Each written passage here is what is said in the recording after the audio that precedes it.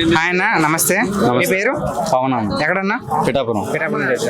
So ఈ రోజు మీ పిఠాపురంలో అత్యంత మెజారిటీతో గెలిపించుకున్న మీ నాయకుడు మీ ఊర్లో ఇప్పుడు ఇంత గ్రాండ్ సభ ఏర్పాటు చేశారు కదా, మీకు ఎలా అనిపిస్తుంది? మాకు చాలా ఆనందంగా ఉందన్న. మేము ఎక్కడెక్కడికి వెళ్ళేవాళ్ళం అన్న ఈ సభ కోసం, మచిలీపట్నం గట్ట వెళ్ళేవాళ్ళం.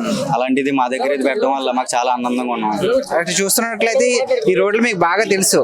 నిన్న మొన్నటి దాకా ఈ పెద్ద ఏమీ హడావిడిగా ఉండేది కాదు. ఈ రోజు చూస్తే ఒక జాతర లాగా, ఒక పండుగ వాతావరణంలో అనిపిస్తుంది కదా, మీకు ఎలా ఉంది?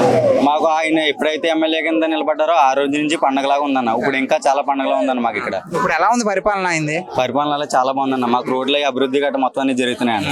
ఇంకో గొప్ప విషయం ఏంటంటే ఇక్కడికి వచ్చిన ప్రతి ఒక్కరికి కూడా ఉచితంగా మజ్జిగ పుచ్చకాయలు అందిస్తున్నారు కదా, దానిపై మీ అభిప్రాయం ఏంటి? అది ఎప్పటి నుంచి అలా చేస్తారని. ఎక్కడ మీటింగ్ పెట్టినా పవన్ కళ్యాణ్ గారు ప్రజల కోసం ఎక్కువగా ఆలోచించి వాళ్ళకి ఏ కష్టం రాకుండా మొత్తం చూసుకుంటారన్న.